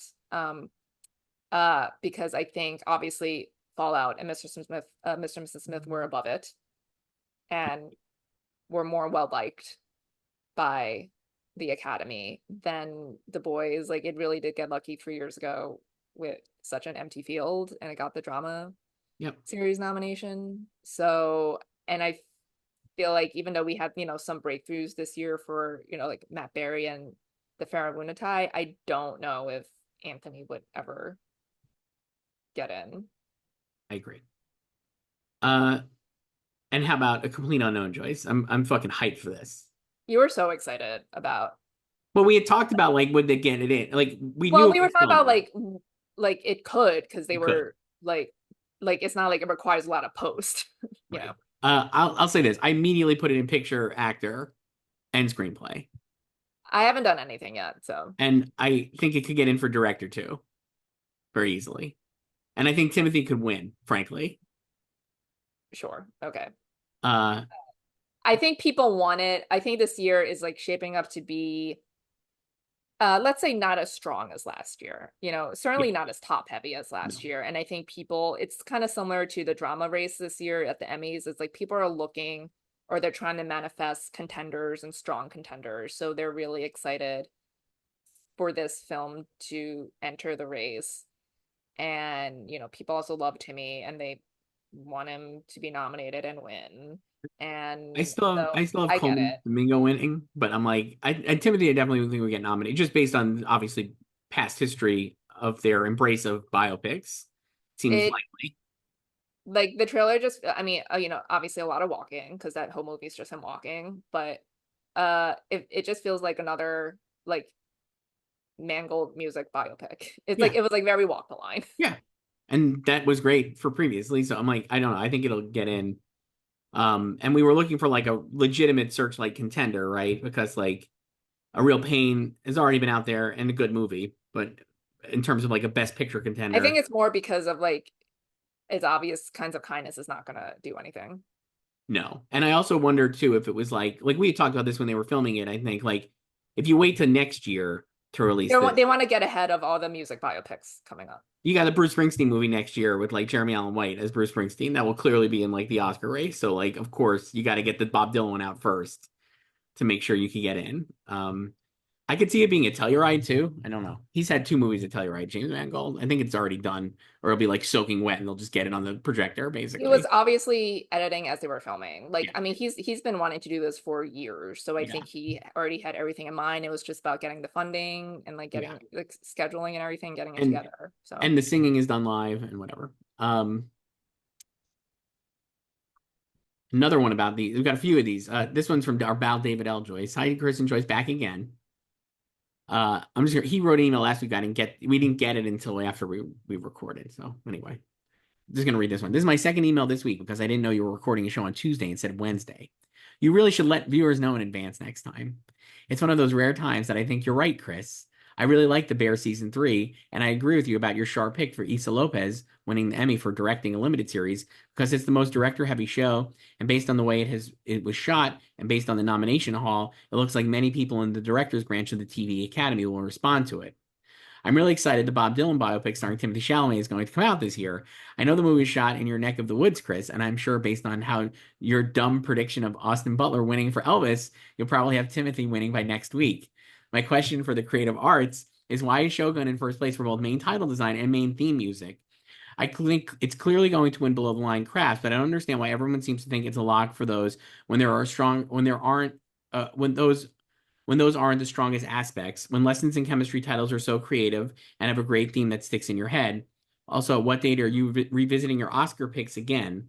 Can't wait to give you updates on the Oscar season because it's getting really interesting. I guess we'll do the Oscar picks choice at the end of August. yeah, You went with lessons in chemistry and title design, I did. But I think it's pretty obvious why Shogun's in first in both because it's the series frontrunner. and I people don't don't think really that's a think about mystery. these, Yeah. right? I mean, even Uh, though you can literally watch all the title sequences and listen to all the themes, but I don't like people are not going to do that before they just click. I went with, like I said, I went with Palm Royale for theme and Shogun for title. I could see going to lessons in chemistry for title also because it is really creative. I'm not, I mean, theme is very or theme music is yeah, very competitive. I don't think Shogun's going to win both of these. Let's just say that. I don't have them winning in both. So So, do you have a winning either? You have a winning I title, have them winning title music. music, Yeah. but not titles.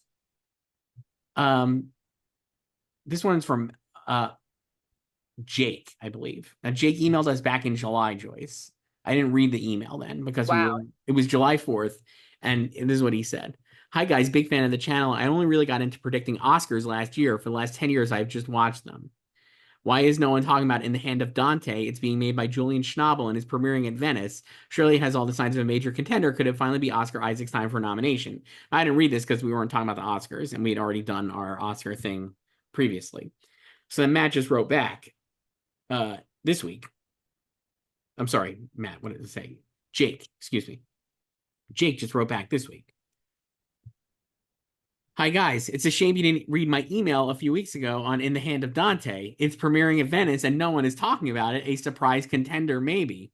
Also, I've got Timothy Chalamet, Edward Norton, and Dakota Elle Fanning all in. Maybe even Mangold for director for a complete unknown. Do you guys think Sing Sing is too easy to predict for Best Picture? It's from Jake. Is Jake working on this movie? Who knows? Like Is Jake really, Julian really in the Schnabel? tank for this movie. Is Jake Julian Schnabel? Maybe. I love Diving Bell and Butterfly. If so, Yeah. Jake. Great film. Great film. Mhm. I haven't given much thought to In the Hand of Dante, Joyce. No, and I don't really know, even if it's like really well received. I don't know. I'm just still wondering a lot of these movies that don't have distribution yet, where will they end up? And then Yes. will they Yeah. come out in time? And what will we think about these? Yeah. Um, This one is I don't actually know Veep. I've watched Veep a lot, but again, this let's see if you can help me. Joyce, this one is from Alicio. Joyce and Chris. Since President Biden endorsed Vice President Kamala Harris for president, Veep has soared in viewership on HBO. What are your top three favorite episodes of Veep? And who are some of the unsung heroes of the show? I don't think of episode. I've watched Yeah, Veep. Watched it all. I like Veep a lot, but I've never rewatched it, and I don't have favorite episodes of Veep. So how about characters? Oh yeah. I love obviously Reed Scott. One of the greatest comedy actors, and he's so unsung. I feel like I Yeah. absolutely love Reed Scott the most. He is the best, and he would be my number one as well. Like honestly, like all of the supporting actors on it. Timothy Simons, Vince great. Simons is really good. Gary Cole, I really like. Tony Mhm, Hale, iconic. obviously. Kevin Uh, Dunn, a fave. yes. Um, Really funny show. yeah. I don't know. I just like I I watched it when it was on, but I've never revisited it, and it was like never like a show I was obsessed with, but it's a great show. Let's see next. This one's from Olivia, just a nice one, I guess. Hi, Joyce and Chris, longtime listener, first time emailer. You guys are so fun, and your videos are the highlight of my week. I had a couple of random questions. How did you two get into this line of work? And how many hours of movies and TV do you watch per week, including sports? Um, how did you get into this line of work? By accident? I don't know. I was like, I studied communications in college and then always wanted to do something with this creative field, whether it be radio, broadcast, or writing. How about you? Um, yeah, like I knew like pretty early on, like I guess like when I was like preteen that I wanted to be in entertainment journalism. Like I always have loved like movies and TV and stuff. And at that time when I was like, I don't know, like 13 or whatever, I think my dream job was to be at Teen People because that was my favorite magazine. So yeah, like I majored in journalism and that was it. I don't know. I Right. will say like when I was like in college, at the time I was in college was like early to mid 2000s. That was um like part of that was during the transition to, digital.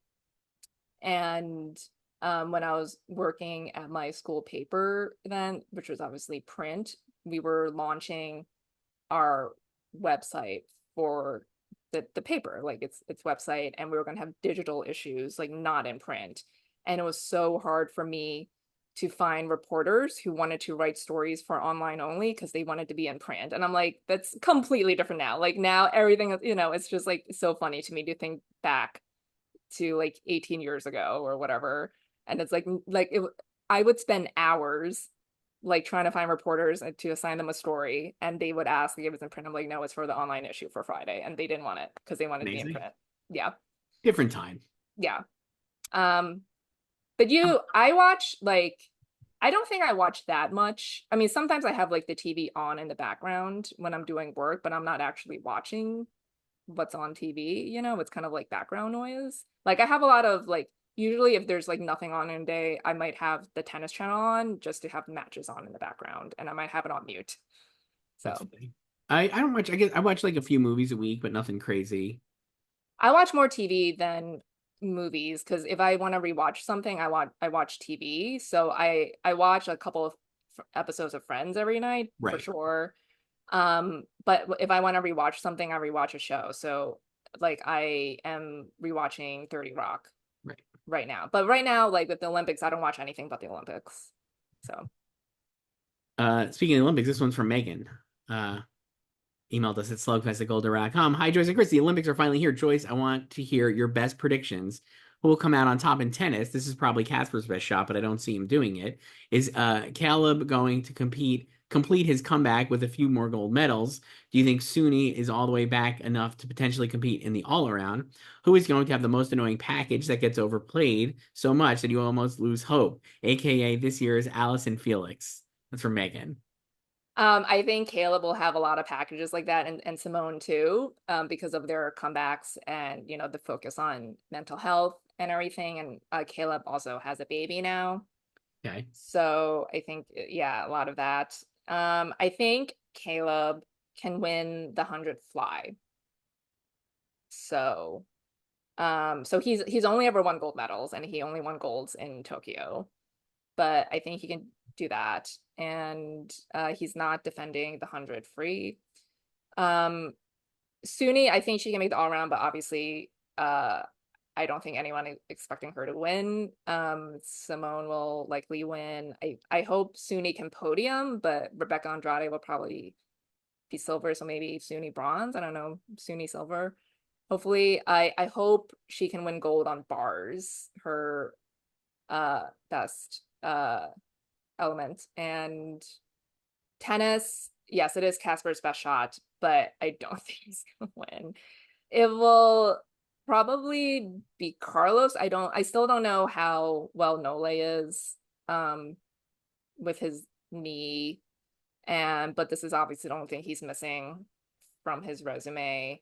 And then the woman, obviously Iga, this is her house, Roland Garros. So, but she has a very tough draw. Like Yelena Ostapenko's in her section. Okay. And she's undefeated. Or Iga has never beaten Penko. Coco has a great draw. She always has great draws. But if it's like Iga and Coco in the final, Iga would win. So can't wait. Can't wait. So that's gonna be you for the next few weeks. Yeah, just the Olympics. Yeah. It's the best. This one's from Connor Joyce, and again, like we mentioned at the top of this email segment, if you had not seen Deadpool and Wolverine, punch out, because we're just gonna spoil the shit out of it here a week after it's out.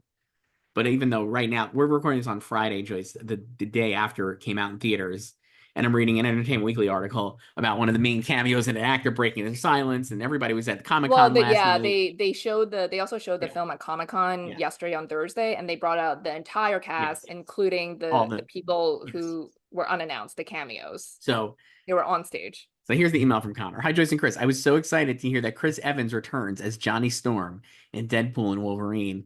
I've been wondering if Marvel would have the balls to do it and if Chris would be game. Ever since Disney acquired Fox, he's always been a better Johnny than he is a Steve. So it sounds like he is the most exciting surprise in the movie, just based on the larger Marvel implications of it all. How would you rank all the surprise appearances?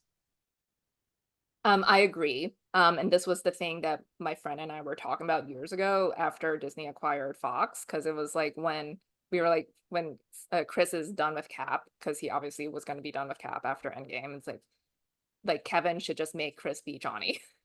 So in the film, which I didn't like, this is definitely one of my parts of the movie I did enjoy, because you're set up to be like, oh, it's Steve Rogers. But I mean, you knew right away it wasn't, right? Like, I don't know, watching it, I was like, he's clearly Johnny. Well, okay, so the way it happens is it's like you just see this guy from the back first, and then we get the face reveal. So obviously everyone freaks out because it's Chris Evans' face. And I think most people, their first thought would be Cap. Including right? Deadpool, who is like, he's going to say the line. And they also like teed that up earlier because Matthew McFadden plays him a bunch of like Avengers clips, and Deadpool is standing Cap. He loves Cap. He loves Cap, just like Ant-Man loves Cap. Yeah. Thanks for thinking of me. So you think like when you see Chris's face, it's Cap, and then they are about to fight Pyro, and love Aaron Stanford. So glad he has a substantial role in this. And instead of saying Deadpool thinks he's gonna say Avengers Assemble, but he says Flame On. So in this article I'm just reading now, which is now a week old, Chris Evans called Entertainment Weekly on the way back from the airport after appearing at Comic-Con last week, Joyce. I was so excited, he says. Ryan's a buddy. He shot me a text saying, listen, it might be a long shot, but would you have any interest in reprising something from 20 years ago? And I said, oh my God, of course. Honestly, Ryan might be the only guy I would have done it for because he just has the Midas touch. His self-awareness makes him almost invincible. He makes the joke before the audience gets a chance to make the joke. So if you're going to revisit a character and you have to find a way to make it work, Ryan's humor makes just about everything work, so you feel an automatic sense of safety. Chris is great. And then again, we're going to spoil this, but Johnny Storm does not last very long in the movie, Joyce. No, but it's part of like a whole gag, and he is in the post credits. And then you have to stay to the end because there's a hilarious Chris Evans just being a complete dirtbag in the post credits. He is going full Boston, his real accent. Great. And it's hilarious. And this is why he's always been a better Johnny than Cap, because I think, not that he's bad as Cap, but I think people just really are idolizing the character of Steve Rogers and like his nobility and his goodness. But I think like Chris's abilities are more suited for like jackasses, Chris like is, in Knives Out. I was going to say my favorite Chris Evans is actually What's Your Number? You've mentioned that before. Fantastic. He's so funny in it. And it's like a great use of his skills. And this is obviously doing Johnny as like a masshole is like much more in that wheelhouse, I would say. But also remember when we were talking privately about this, I was like, he totally did it because he's just buddies with Ryan. Which we know. Yeah. Yeah. There it is. How would you rank? Also, how would you rank them? I think in terms of I think Chris would be 1 for me as well. I would say Wesley Snipes 2. I enjoyed Wesley Snipes in it. He seemed like he was having a good all time. And it was an excuse for Ryan Reynolds to be like, you didn't even like me, which is like the long standing discussion about Blade, where Wesley Snipes was like, you're an asshole, basically. And then I didn't really give a single flying fuck about any of the others. But I guess if I had to rank them, Jennifer Garner and Channing Tatum, like, and then X-23, even though I wouldn't really care. I don't know.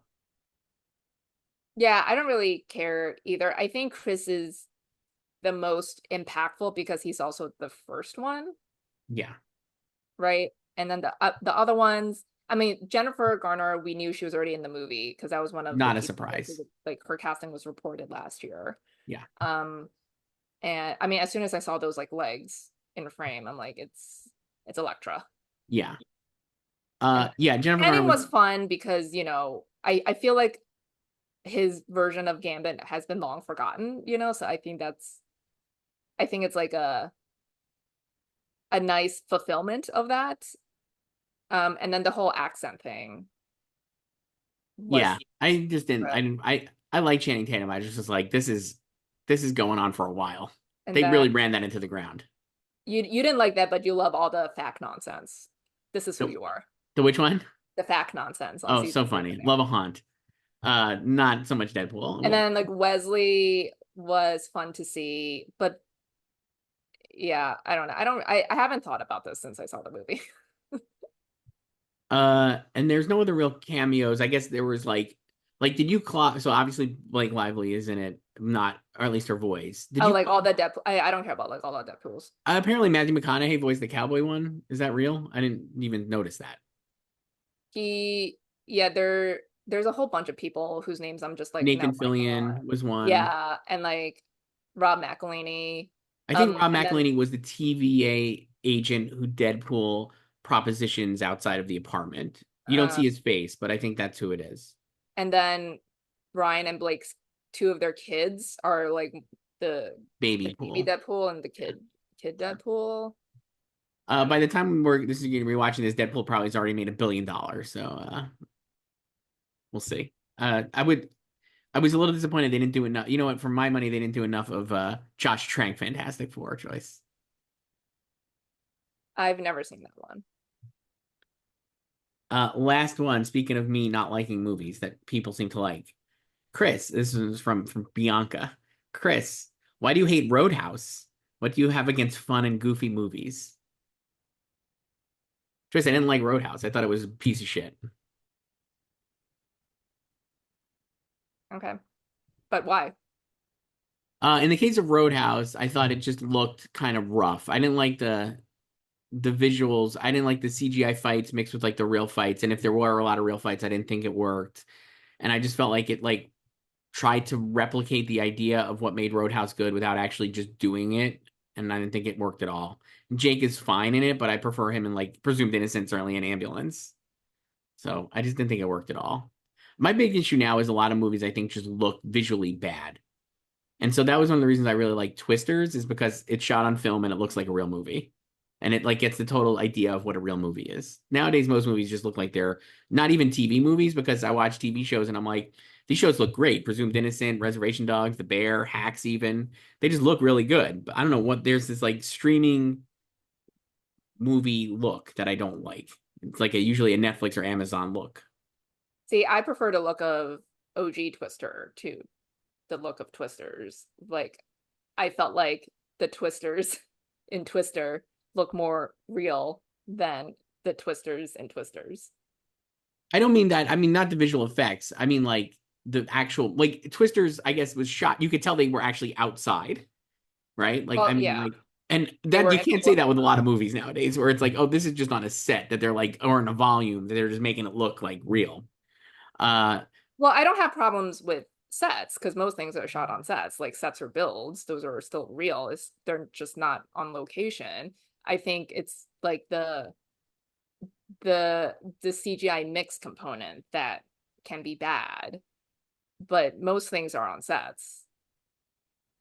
yeah, I don't know. I mean, like maybe it's location then, but I'm like, Twisters looked like a real movie to me, and Roadhouse did not, and I just didn't think Roadhouse succeeded in anything it was trying to do. So I was just like, I'm out. Some people That's might just like it. another movie where I'm just like, it did what it's supposed to do. I feel like you have very high expectations I for things, disagree. and I have no expectations So for things. I disagree that it did what it was supposed to do, because I think like if it did what it was supposed to do, it would have been like a trashy movie that was like fun. And it didn't, like I don't need these movies to have, like, my expectations are, if you're gonna do Roadhouse or whatever it is, like do that version of that movie. Like a movie I love, I'll give you one that I thought actually succeeded in what it was trying to do. Anyone But You. 4 stars, baby. Fantastic. Actually does exactly what it's trying to do on the box. It's a piece of shit, but it looks like a great movie. They shot it on location. The chemistry is there. The performances are hilarious, and it works. Roadhouse did not hit that bar. Like they don't need to be like, it's not going to win Best Picture, but like, just if you're going to do the shitty movie, then do the shitty movie. Like, Yeah, and these but movies the thing don't work. is like my my take on things is like most things are just fine, and I Roadhouse definitely is think fine. these things are fine. Most things are fine. There are very few things that are actually amazing, and very few things that are actually hot trash. But I think the problem is a lot of people like to speak about things as if they're the best thing on earth or the worst thing on earth. Like we're just very hyperbolic online. Like we immediately see something and we declare this show, this movie, this performance the best thing ever, and it's going to win all these awards. And I think we just need to accept that a lot of things are fine, and you might not like it. Like there are various levels of fine. Like I think some good things are good fine, and some things are average fine, and some things are poor fine. But most things are fine, and Roadhouse is fine. Anyone But You is fine. Twisters is fine. Like Roadhouse is bad. Anyone But You is a good. lot of Twisters is things are good. just fine. I And don't I know. think Roadhouse did what it's supposed to do because I think it is just like a totally mid action movie. Like it's not, I don't think it's as good as the original, but I think this is like, I came out of that being like, yeah, like I like was mildly entertained, and it was just like an excuse for Jake to be dumb and silly and show off his body, and that's fine. I see. I don't even think it succeeds. Like, Ambulance, great action movie. That totally works. Another movie that's also just fine. Totally works. I just think these, you're just like, we're just disagreeing on. We'll never agree on this, but I just was like, I have a very, I don't need movies to be like Roadhouse, no No, matter I what, don't think even if you it need was, movies to be like Oscar worthy, like yeah, highbrow it prestige. just But isn't I'm working. just saying most things. I'm saying it's not as bad as you think it is. Like, and I think it's like because you dislike it, but it's really just fine. And I have no allegiance to the original Roadhouse. I don't even think that, I don't care about it. It's fine. That is a fine movie. I agree. This is bad. It just didn't work. And Doug Liman, I don't think is very, has not succeeded in making a good movie in a while to me. I think I mean, I agree about that, but I think most of his movies have also just been fine. So Yeah. yeah, I think we need to normalize things being fine. A lot of TV is also fine. Most TV is fine. That's Most true. that's the thing. Most TV has always been fine, and I think um like more people are accepting of that, but I think it's kind of changed a bit with peak TV, and I think people expect things to be really highbrow and prestige, and they're upset when it's not, when a lot of TV has always just been mid and fine, and that's great. And I, then with like movies, I think there are expectations placed on movies that maybe now are being placed on TV because of peak TV. Like people want things to like be worthy of Oscars. And I think people have more of a parasocial relationship with films too, where their thing the thing they like, they want everyone to like it and they think it's the best, and the thing they hate, they want people to hate it too and agree it's the worst. The thing I would disagree with is that I think there's if you I feel like it's not having to just like be like, oh, it's just fine. I feel like that you're not we should have some level of standards. It doesn't need to be great, but like I'm saying, like they could be varying standards, but Roadhouse Yeah, but there are is not one. there are Like to varying me. standards of fine, but I think in general most things are I that. just think it's like diminishing expectations, and you're just like, well, I everything is just don't trash. think that is a bad movie. Like it is not bad. I think it's fine. That's it. I think it's pretty bad. I mean, this year I think there's been a lot of poor movies, I would say. This is not as good of a year as uh And this certainly year, I last. think most of those movies are fine. Like I can talk about these movies in detail, but I think in general they're fine. Like You Love Challengers, I think that movie is fine. Great movie. Absolutely fantastic. Yeah, like you would put it in great, I would put it in fine, and I think most things are fine. So And that's all we got, Joyce. So we'll be back next week with what? I don't even know what we're gonna do. What are we gonna do for phase two here next week? why are you so worried about that? I don't know. I guess You're just always talk so more worried about about these. this. We could talk more about these shows, I guess, and see what kind of emails we get. When do the And Olympics end? I'm not answering that because you don't deserve that answer. I'm gonna Google. I'm gonna Google to see who has the SEO. When do the Olympics end? August 11th. Wow. So we'll be back next time. We'll be talking about the closing ceremonies, maybe. We could just talk about the Olympics for the next 2 weeks too. Be great. All right. Well, we'll do that, I guess, and talk more about the Baron Shogun and Baby Reindeer. All right. Bye, Joyce.